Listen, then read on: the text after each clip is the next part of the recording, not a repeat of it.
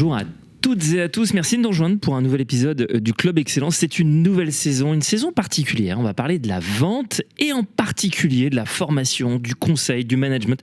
Il y a des vendeurs, des top vendeurs, mais il faut aussi les former, les accompagner. On a la chance d'avoir avec nous Franck Delréal. Comment vas-tu ? À merveille, quand je vous vois, toujours. T'es en forme ? Tu t'es levé tôt ? Je me suis levé tôt mais c'est un tel plaisir de vous voir. Pour être là ce matin, on se connaît depuis longtemps. Tu as près de 30 ans d'expérience dans l'immobilier. On s'est connus chez Century 21 France, où tu étais entre autres responsable du développement, je crois, chez Century 21 France. Et puis tu as monté ta société de conseil en management, conseil, formation, coaching, c'est ça. Pour former les top vendeurs. Et les top managers. Et les top managers, on va en parler. Je ne suis pas seul, je suis aussi avec Joseph Sayag, qui est notre ambassadeur à Paris. Bonjour Salut Joseph. Thibaut, salut Franck. Salut Joseph. Ça va ? Ça va et vous ? Bien, tu connais bien les agences Century 21 ? Un tout petit peu. Mais c'est pas de ça dont on va parler. Non, c'est pas le sujet. Revenons à l'essentiel. Franck, on a cette émission ici pour parler des top vendeurs. Et la question qu'on se pose souvent, c'est quels sont les vrais leviers de la performance commerciale et comment on forme ces commerciaux, ces managers à la performance. C'est quoi la première clé ? Alors écoute, là déjà le sujet on peut tenir 2 ou 3 jours. C'est ça. Tu vois, c'est alors on a 10 minutes. C'est ça. Tu m'avais parlé d'erreurs en fait. C'est vrai. Quelles sont les erreurs que font les commerciaux ? Ouais, c'est vrai. Alors déjà c'est plutôt pas mal de parler d'erreurs parce que quand on parle d'erreurs, ça veut dire qu'on a détecté quelque chose qui n'allait pas. Et en fait la vraie difficulté pour les vendeurs, qu'ils soient débutants ou confirmés, ou très très bons vendeurs, c'est aussi de s'apercevoir dans la mécanique ce qui peut bloquer. Donc dès qu'il y a une erreur, c'est bien, ça permet d'évoluer. Voilà, changer d'erreur, c'est progresser. J'aime beaucoup cette phrase, tu vois, et en même temps 2 fois la même c'est une faute, donc l'idée c'est déjà détecter là où on est moins bon. Maintenant si tu regardes et si on regarde tout à l'heure, tu vas avoir un excellent vendeur qui va intervenir, mais si tu regardes bien les bons vendeurs, en fait ils ont pas mal de particularités. Tu sais que maintenant j'habite dans le pays du surf français, voilà, au Pays Basque. Effectivement, tu as la chance effectivement de vivre dans le sud. C'est plus que la chance. Ça se voit au teint d'ailleurs. Et puis à mon esprit apaisé, voilà, je reviens à Paris mais je me baigne. Maintenant il faut se lever tôt quand même. Mais c'est aussi une clé pour performer, paraît-il. c'est ça. Mais si tu veux, je viens du monde de la côte basque et on fait beaucoup de surf là-bas. Je te rassure, je suis pas très bon en surf, mais en fait, le surfeur doit maîtriser 3 choses.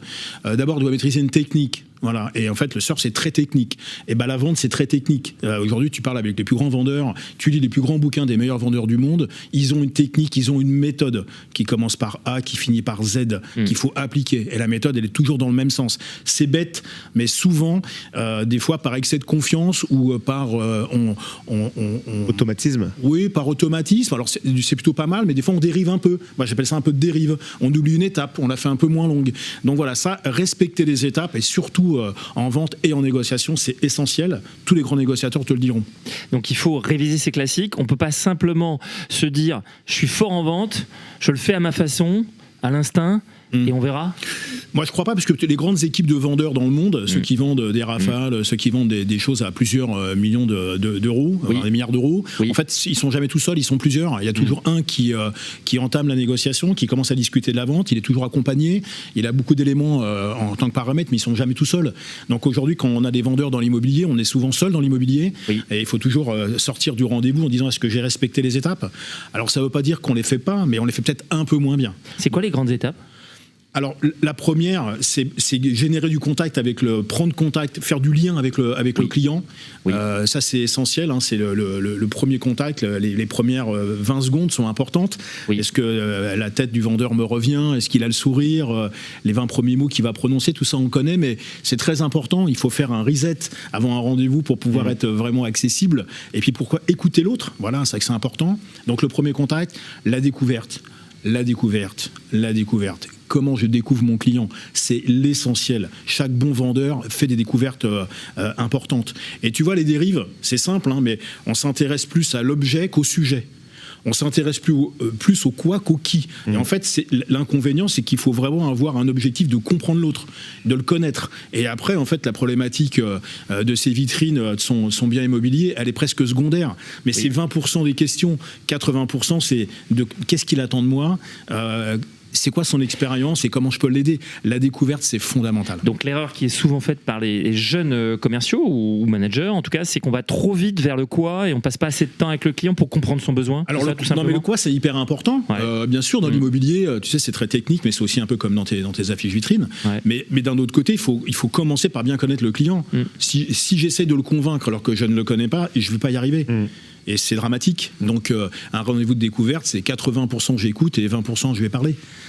Tu vois, ça c'est évident. Il faut, en fait, les meilleurs vendeurs, quand tu les vois vivre, tu prends un peu de recul et tu les regardes. Ils ont une empathie de dingue. Ils s'intéressent vraiment aux clients et ils ont un vrai envie de servir. Donc, ils passent du temps. Alors, ils passent du temps, ils écoutent beaucoup. Et tu sais, là, moi, j'utilise ça en formation, l'écoute active de Carl Rogers. C'est comment je pose les questions, comment je rebondis, comment j'essaie de fouiller, j'essaie de poser plus d'une question sur chacun des sujets. Mais est-ce qu'il n'y a pas une antinomie entre process, méthode et naturel et relation ? Alors, c'est comme si tu me disais, un acteur de théâtre, il va pas apprendre son texte. L'acteur, il va apprendre son texte, et quand il le maîtrise parfaitement, après, il va s'amuser avec le texte. Tout à fait. Donc voilà, les bons vendeurs, ils maîtrisent la méthode, et ils maîtrisent après, effectivement, les questions. C'est ce qui en fait des top vendeurs. Ouais, c'est ça. Si on parle de la négociation, c'est une question que je voulais te poser.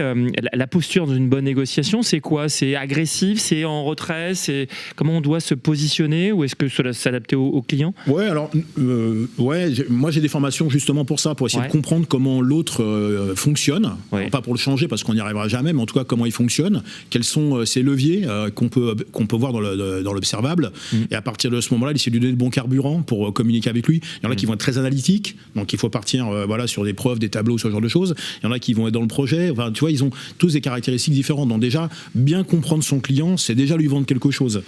Après, dans la négociation, c'est toujours pareil. J'ai l'expérience d'amis qui sont en train d'acheter en ce moment. Si j'interviens pas pour les closer, l'agent immobilier ne les close pas. Sauf que si l'agent immobilier ne les close pas, ils n'achètent pas le bien qu'ils ont vraiment envie d'acheter. Et c'est un truc de dingue. En fait, on les laisse repartir alors qu'ils sont prêts à acheter. C'est fou. Et en fait, on perd 3-4 jours qui peuvent être fatals dans une transaction. Clairement, oui. Mais le close, en fait, il peut être sympathique. C'est de dire, à partir du moment où le client a pris sa décision et qu'il aime, en fait, il faut juste qu'on parle d'amour. À partir du moment où le client aime, il faut y aller, quoi. Il faut l'aider, quoi. C'est compliqué, mais il faut passer le pas, quoi. Et puis, c'est une étape naturelle, en fait, de la vente, le closing. Pour moi, il n'y a pas de... pas sacraliser le closing. Pour moi, ça découle en fait tout simplement d'une négociation, et à la fin on se met d'accord et puis on se tape dans la main. Ouais, je suis d'accord. Mais tu vois, même le mot closing, je pense que ça fait peur aussi. Oui. Tu vois, en fait, on me demande tous, je devrais apprendre à closer. En fait, non, apprends déjà à découvrir les attentes de ton client, parce qu'après les leviers, tu les as forcément. Complètement. Tu les as forcément. Et le closing, je sais pas si c'est ça, mais en fait, c'est le aider à franchir le pas. C'est aider à prendre la décision. Voilà, on a besoin de quelqu'un, on a besoin de s'appuyer sur quelqu'un. En fait, il faut le prendre comme ça. Et tu vois, c'est drôle parce que tu as des gens qui, par exemple, visitent, aiment, et on les laisse repartir, on les laisse réfléchir 3 jours. Mais quel intérêt ? Qu'on les rappelle au bout de 3 jours, on dira, je suis désolé, notre agent s'est passé par là et c'est vendu. Donc la clé, c'est de le faire tout de suite, c'est d'avoir saisir l'opportunité, le moment. Bien sûr. Pour moi, c'est un sujet clé. Joseph, tu es notre ambassadeur à Paris, c'est 12 700 agences équipées en 15 ans, ce qui est incroyable. Et bien sûr, tu fais partie de notre top vendeur. Le closing, pour toi, c'est clé. Qu'est-ce que tu donnerais comme conseil ? En fait, je pense qu'il ne faut pas avoir peur. Je pense que la clé, il y a trop de vendeurs qui ont peur de parler de prix, qui ont peur d'entrer dans la négociation. Et en fait, pour moi, c'est partie de notre métier. Et donc, en fait, il faut juste être naturel avec ça, très à l'aise. Le non existe. On peut rater, on peut se planter, on peut se louper, c'est pas grave, mais au moins on aura essayé. Et moi, ce que je regrette à chaque fois, c'est quand on n'ose pas. Et donc moi, je dis toujours à tous ceux qui veulent bien entendre, c'est tente ta chance, on sait jamais, ça va peut-être passer, ou ça passera peut-être sûrement, mais fais-le en fait, et juste ne te freine pas. Voilà. Ne te limite pas. C'est ton constat, ça aussi, Franck, dans le closing. Qu'est-ce que tu donnes comme clé aux managers qui viennent te voir, aux jeunes commerciaux, dans tes formations parce qu'il faut leur donner cette clé, parce que c'est le plus important, le closing, on va pas se mentir. Dans le commerce, c'est le moment clé. Ouais, alors c'est un moment clé, bien évidemment, mais vraiment pour moi, c'est d'abord la découverte. Parce que, en fait, parce que ça amène effectivement ça amène au closing. Le closing, en fait, il est naturel quand tu comprends les attentes de ton client. Qu'il est vraiment naturel. Bah, en fait, ça va de soi quand tu as les leviers, en fait. Voilà, il faut tout simplement avoir les leviers. Tu closes pas quelqu'un qui ne veut pas acheter. Complètement. Enfin, voilà, se dire qu'on peut closer tout et n'importe quoi, c'est faux. On close qu'à partir du moment où le client, on a un produit, un service qui répond à ses besoins, à ses attentes et qui est capable de le faire. Ce qu'on a déjà découvert. Après, c'est juste l'accompagner. Et en fait, le premier frein des vendeurs, c'est pour ça que les meilleurs en général ne font pas d'hypothèse sur le client. Ils se disent, on est là, on a un produit, on a un service, il est là pour acheter, je suis là pour vendre, on est OK, on s'entend bien, allons-y. Et en fait, c'est tout bête. Les hypothèses tuent le vendeur. Ne pensez pas à la place du client. Allons-y. Complètement d'accord. Allons-y. C'est tout simple. Alors, c'est assez simple à dire.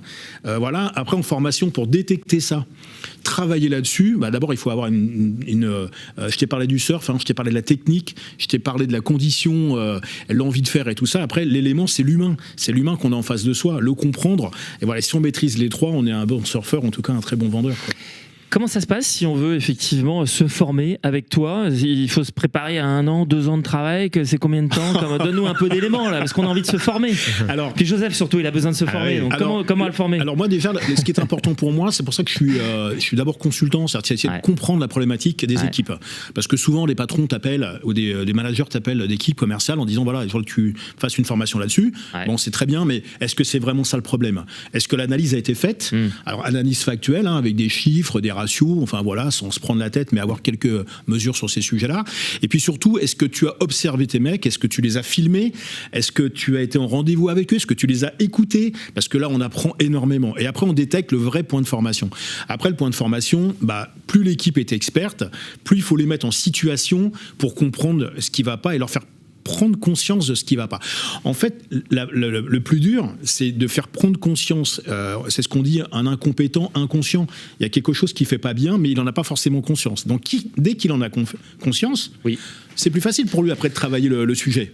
D'accord. Alors certains, il y a tout à travailler, donc c'est un peu simple.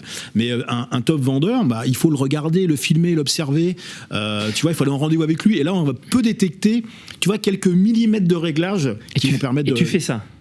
C'est tu accompagnes le vendeur. Il faut combien de temps pour passer de moyen vendeur à top vendeur avec toi? Si j'ai envie de travailler, je dirais toutes les semaines, quoi. Mais non, mais tu peux faire avec le. En fait, ce qui est intéressant, c'est de faire un binôme avec le manager en préparation de ces formations-là. Ok.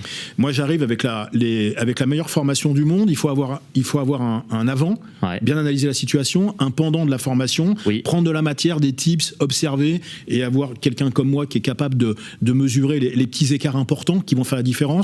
Il faut que derrière le manager mette un plan d'action et suive ça à la lettre. Si j'interviens, malheureusement, j'ai loupé mon BTS de magicien. Je n'y arriverai pas si on n'a pas une préparation en amont et puis après en aval un vrai suivi du manager à travailler sur des points précis pendant peut-être 1 ou 2 mois avec eux, mais avoir une espèce de culture de la vente, des techniques et des outils à utiliser. En fait, c'est ça qui fait toute la différence. Tu sens un regain de formation, de volonté de se former dans cette période qui a été difficile? Il y a vraiment un rebond actuellement, mais... Ce qui est un peu problématique, tu vois, dans les crises qu'on a eues avant, souvent les réseaux qui s'en sont sortis le mieux, c'est tout de suite ceux qui ont mis l'accent sur la formation. Tout de suite. Pourquoi? Parce que les paramètres changent, on n'a plus les mêmes habitudes. Donc si tu te formes pas en temps de crise, en fait tu récupères pas quand la vague repart, quoi. C'est un peu comme surfeur, s'il s'entraîne pas quand l'océan est calme, ça sert à rien quand il va y avoir les grosses vagues. Et c'est un peu pareil. Donc là aujourd'hui, on voit bien que les agents sont, alors certains ont pris conscience de ça, heureusement. Là ça redémarre, donc on fait du chiffre parce qu'on va essayer de récupérer un peu la trésor. Voilà, mais en fait la formation c'est tout le temps. Les agences et les groupes avec lesquels je travaille, on bosse tous les ans ensemble, voilà, régulièrement. Ils ont leur quota de formation avec moi. On travaille régulièrement, je les suis, je les connais. En fait, c'est une force. C'est une vraie force, parce que ça permet effectivement d'évoluer à chaque fois, de bien les connaître, et puis de les voir en formation, ça permet de retravailler après avec les managers et de dire, tu vois, peut-être que la prochaine fois, on va accélérer là-dessus, on va travailler là-dessus. Et accompagner aussi les managers, parce que c'est un métier compliqué. En tout cas, c'est un accompagnement dans le temps, pour avoir des résultats qui durent. Dans l'idéal. Rendez-vous est pris de toute façon ensemble, puisque je veux que tu interviennes lors de notre prochain kick-off. Et tu sais que ce sera avec plaisir. Effectivement, auprès de l'ensemble de notre équipe commerciale. Merci beaucoup, Franck. Merci Joseph d'avoir été là. Merci de nous avoir suivis et je vous dis à très bientôt pour un nouvel épisode du Club Excellence. Merci à tous.